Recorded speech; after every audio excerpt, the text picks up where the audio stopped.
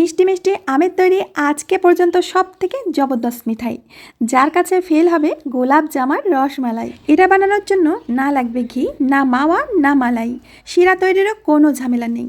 আজ আমি আমের এমন এক মিষ্টি রেসিপি তৈরি করব যেটা আপনারা ঝটপট তৈরি করতে পারবেন ঘরে থাকা উপকরণ দিয়ে। আর এটা এমন এক মিষ্টি রেসিপি যেটা একবার বানালে এই গরমে বারবারই বানাতে চাইবে। যাকে খাওয়াবেন সে আপনার কথা সারা জীবন মনে রাখবে। তো চলুন বন্ধুরা, কথা না বলে ঝটপট রেসিপি শুরু করি। আর রেসিপি ভালো লাগলে লাইক কমেন্ট শেয়ার করতে কিন্তু একদমই ভুলবেন না। আজকের এই দারুণ স্বাদের মিষ্টি তৈরি করার জন্য সবার প্রথমে আমি 4টি পাকা আম নিয়েছি। আমাদের এই ওয়েস্ট বেঙ্গলে ভালো মিষ্টি আম বলতে হিমসাগর আমকেই বোঝায়। আপনাদের ওখানে ভালো আমের নাম কি অবশ্যই কিন্তু আমাকে কমেন্টে জানাবেন। এখন আম থেকে আমের পাল্পগুলো বের করে নিতে হবে।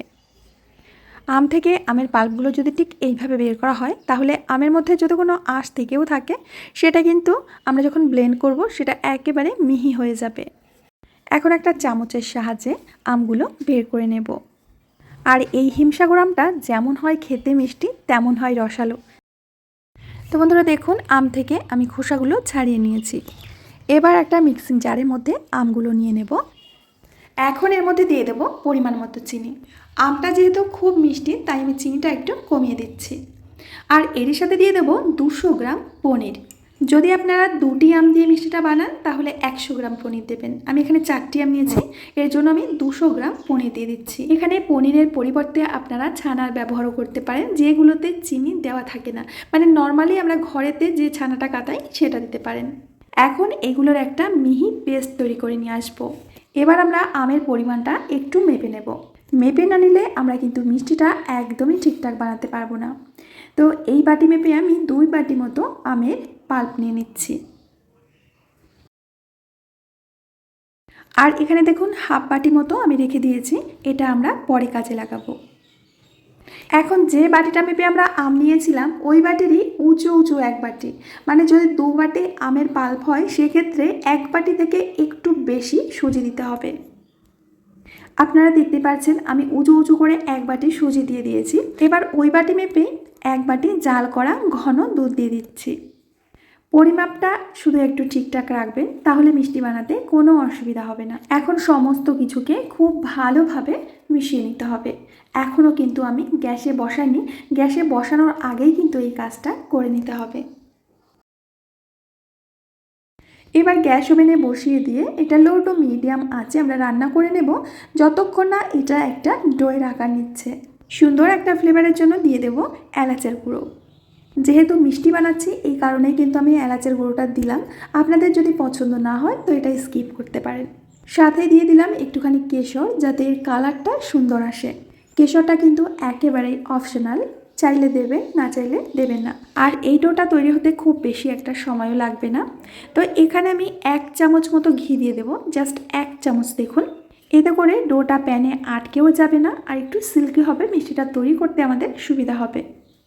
এখানে কিন্তু ঘিয়ের পরিবর্তে তেল দিতে যাবেন না, এখানে কিন্তু ঘি দিতে হবে। আর ঘি না থাকলে একটুখানি বাটার দিয়ে দেবেন। তো বন্ধুরা দেখুন, 5 থেকে 6 মিনিটের মধ্যেই আমাদের ডোটা কিন্তু রেডি হয়ে গেছে। আর এই ডোটা কিন্তু এরকম একটু নরমই থাকবে, খুব বেশি একটা টাইট হবে না। এখন একটা প্লেটের মধ্যে নামিয়ে নিচ্ছি। আম, সুজি আর দুধের পরিমাণ ঠিকঠাক রেখেই কিন্তু আপনারা ডোটা তৈরি করবেন। তাতে একটু নরম হলেও সমস্যা নেই, কিন্তু ডোটা টাইট করে ফেললে মিষ্টিগুলোও কিন্তু সফট হবে না, একটু শক্ত শক্ত হবে। তো হালকা ঠান্ডা হলে এখান থেকে অল্প অল্প করে ডো নিয়ে আমি মিষ্টিগুলো তৈরি করে নিচ্ছি। এর আগেও আমি ঠিক এরকম একটা রেসিপি আপনাদের সাথে শেয়ার করেছি গাজর দিয়ে, কিন্তু গাজরের রসমালাইয়ের টেস্ট আলাদা আর পাকা আমের রসমালাইয়ের টেস্ট কিন্তু আলাদা। আর পদ্ধতিটাও একটু হালকা ফুলকা এদিক ওদিক আছে, উপকরণগুলো একটু উপর নিচে আছে, কিন্তু প্রায় এক। তো দেখুন আমি মিষ্টিগুলো তৈরি করে নিয়েছি আর এগুলো দেখতে কতটা সুন্দর লাগছে। তো এখন এগুলোকে স্টিম করতে হবে। এর জন্য আমি একটা থালা নিয়ে তারপরে একটা নর্মাল পেপার দিয়ে দিচ্ছি। বাটার পেপার থাকলে সেটাই দেবেন। তো এই পেপারের উপরে একটুখানি তেল ব্রাশ করে দিচ্ছি, যাতে মিষ্টিগুলোতে কাগজটা লেগে না যায়। এবার একে একে মিষ্টি আমি এর মধ্যে সুন্দর করে সাজিয়ে দিচ্ছি। এখানে আপনারা বলতেই পারেন, আমরা যদি মিষ্টিগুলো স্টিম না করে সরাসরি মালাইতে দিই তাহলে কি হবে? তো আমি বলবো অবশ্যই হবে। সেক্ষেত্রে একেবারে ফুটন্ত গরম দুধের মধ্যে কিন্তু মিষ্টিগুলো ছাড়বেন না, তাহলে মিষ্টিগুলো ভেঙে যেতে পারে। তো এদিকে আমি একটা কড়াইতে জল দিয়েছি। এখন এই জলের উপরে আমি থালাটাকে বসিয়ে দিয়ে এগুলোকে স্টিম করব মাত্র 5 মিনিট। 5 মিনিটের থেকে বেশি কিন্তু স্টিম করার দরকার নেই। তো এই দেখুন বন্ধুরা, 5 মিনিট পরে আমি ঢাকনাটা খুলে নিচ্ছি। এখন এই মিষ্টিগুলো হালকা ঠান্ডা করে নেব। গরম অবস্থায় হাত দেবেন না, তাহলে কিন্তু ভেঙে যাবে। তো এই দেখুন, স্টিম করলে কি হবে, মিষ্টিগুলো এরকম স্পঞ্জি হবে। দেখুন কত সুন্দর স্পঞ্জি হয়েছে। এবার আমরা মালাইটা তৈরি করব। এর জন্য নিয়ে নেব জাল করা গরুর দুধ। এখানে আমি 750 ml মতো গরুর দুধ নিয়েছি। এবার দুধটাকে আমি হালকা গরম করে নেব। এখন এর মধ্যে দিয়ে দেব 4 টেবিল চামচ মতো চিনি, আর এর সাথে দিয়ে দেব 4 টেবিল চামচ মতো গুঁড়ো দুধ। এখন সমস্ত কিছুকে ভালো করে মিশিয়ে জাল করে নিতে হবে। যেহেতু দুধটা আগে থেকেই জাল করা ছিল, এখানে কিন্তু 5 মিনিট মতো আমি জাল করব, তার থেকে বেশি জাল করব না। এখানে কিছু ড্রাই ফ্রুট আমি দিয়ে দিচ্ছি। আপনারা চাইলে প্লেন তৈরি করতে পারেন, ড্রাই ফ্রুট দেবার দরকার নেই। আর দিয়ে দিচ্ছি কয়েক ধাগা কেশর। তো 5 মিনিট জাল করার পরেই দেখবেন যে এটা একটু ঘন হয়ে গেছে। এই দেখুন। এবার আমরা উনুন থেকে নামিয়ে দুধটাকে হালকা একটু ঠান্ডা করে নেব।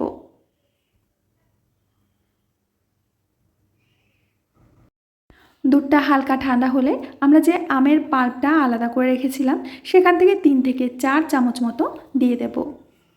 খুব ভালো করে নেড়ে নেড়ে মিশিয়ে নিতে হবে। আর এবার যে আমাদের পাকা আমের মালাইটা তৈরি হলো, এটা কিন্তু জাস্ট অসাধারণ টেস্ট। এখন আমি একটা পাত্রের মধ্যে মালাইটাকে নিয়ে নিচ্ছি। এবার এর মধ্যে সমস্ত মিষ্টিগুলো দিয়ে দেব। আমি এটা কড়াইতেই রাখতে পারতাম, কিন্তু কড়াই ধরে তো আর ফ্রিজে রাখা যাবে না, তাই আমি একটা অন্য পাত্রে ঢেলে নিয়েছি। এটা আপনারা সাথে সাথেই এইভাবেই খেতে পারেন, বা ফ্রিজে রেখেও খেতে পারেন। একটু ঠান্ডা ঠান্ডা খেতে বেশ ভালো লাগবে। উপর নিচ করে একটু মিশিয়ে দিচ্ছি, আর এইভাবেই রেখে দিন মাত্র 30 মিনিট মতো, তারপরে পরিবেশন করুন। তো নিন বন্ধুরা, তৈরি হয়ে গেছে পাকা আমের সেরা মিষ্টি রেসিপি। এই গরমে একবার যদি বানিয়ে খান, আমি কথা দিচ্ছি আপনারা বারবারই এটা বানাতে বাধ্য হবেন। দেখুন এটা কতটা পরিমাণে লোভনীয় হয়েছে, দেখেই কিন্তু খেতে ইচ্ছা করছে, একদম জিভে জল চলে আসছে। আমি জানি এই মিষ্টির টেস্ট কেমন, মানে কতটা বেশি, আপনারা না খেলে বুঝবেন না। একেবারে সফট, মানে মুখে দেওয়ার মাত্রই কিন্তু মুখের মধ্যে একেবারে মেল্ট হয়ে যায়। তো আশা করছি বন্ধুরা আজকের রেসিপিটাও আপনাদের ভালো লেগেছে। ভালো লাগলে অনেক অনেক শেয়ার করবেন, লাইক করবেন, কমেন্ট করবেন। আমি আজ এখানে বিদায় নেব। আবার দেখা হবে নতুন রেসিপির সাথে। ততক্ষণের জন্য সবাই ভালো থাকবেন, সুস্থ থাকবেন। আর আমের এই রেসিপিটা কিন্তু অবশ্যই একবার ট্রাই করবেন।